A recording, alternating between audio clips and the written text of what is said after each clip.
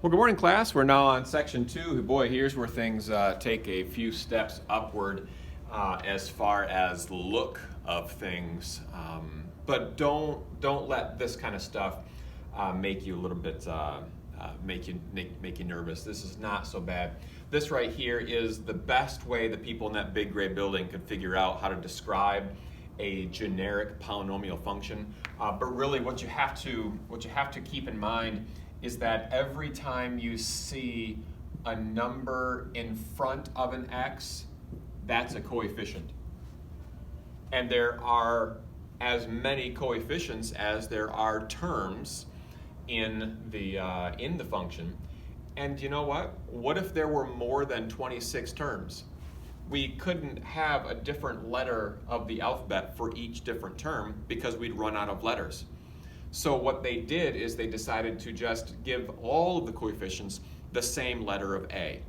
And then which A are we referring to? Instead of it being an exponent, we have a subscript down below, and that refers to which particular n it is. And the subscript is always going to match the exponent on the variable that it's with. So that's why this looks the way it does. In practice, you're not going to see things look like this. You'll see actual numbers wherever those yellow highlights are, and it'll be great. So this a sub n right here is called the leading coefficient. You know the leading coefficient because it is the one that multiplies the highest power of x. And the highest power of x, as we learned in section 1, that's based on our degree. So if this is x to the 5th, then this is a 5th degree equation. The degree is 5. If it's all scrambled around, you might have to hunt around for that highest exponent, but you'll be able to find it. There are a couple of things to keep in mind. Degrees are only whole numbers, 0, 1, 2, 3, 4, 5, etc. And that means whole numbers are either even or odd. Keep that in mind.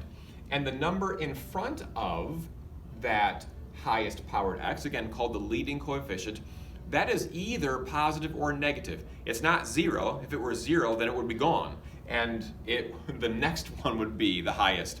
So it's either going to be positive or negative. That's very important. Degrees are either even or odd. Leading coefficients are either positive or negative. All right? And then finally, there is a constant term. That is the number that has no x to it. I don't think we talk a lot about that here, but those are important. Those are our x-intercepts. So this right here is the leading coefficient. All right, so let's see what else we have. Again, look at your notes to see. Your notes to draw those things in. These are very important to kind of get the idea of how these work. So now we have what's called end behavior. A parabola, would you agree, starts way up here, ends way up here, or maybe is upside down. Those ideas of way up here and way up here, that's the end behavior. That's what the function does way off that way, it's way up high, and way off this way, it's way up high. Well, as you may have explored in some of these other graphs, for instance, I'll do the quartic and the quintic real quickly for you.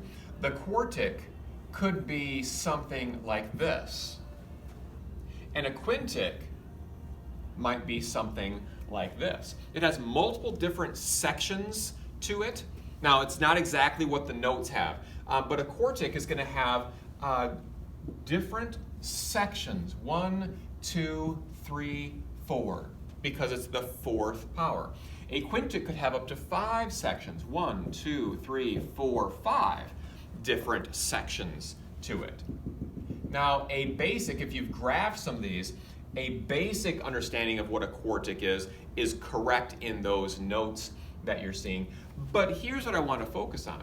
All this middle stuff right here, that's what's happening here in the middle. But the ends are going to always be in a very predictable pattern. You notice that quartic is 4, it's even. Quintic is 5. That's odd. And this right here starts out kind of, well, low. This ends high.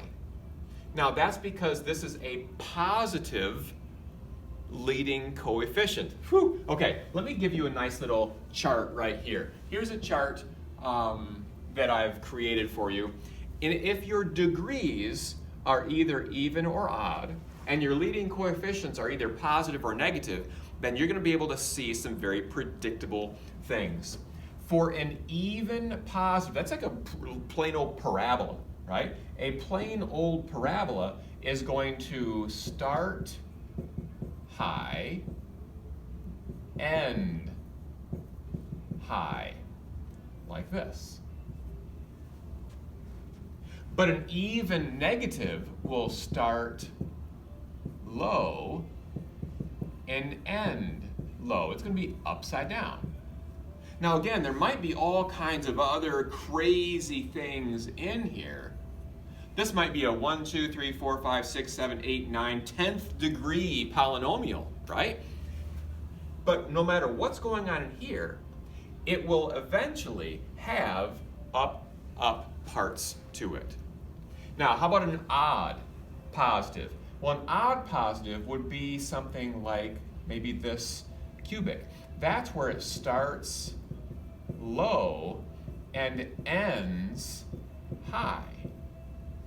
And upside down could be like this, where it starts high and ends low.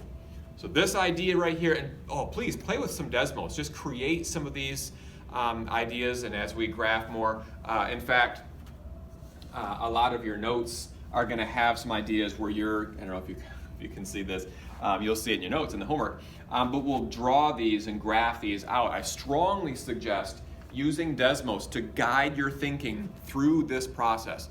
And as you graph it in Desmos, you can copy the graph from Desmos onto your homework, looking at the answer key and copying it over and making sure that everything you write down, you get it. You get why it's doing that. That'll take some thinking, but I think that you'll do all right with it.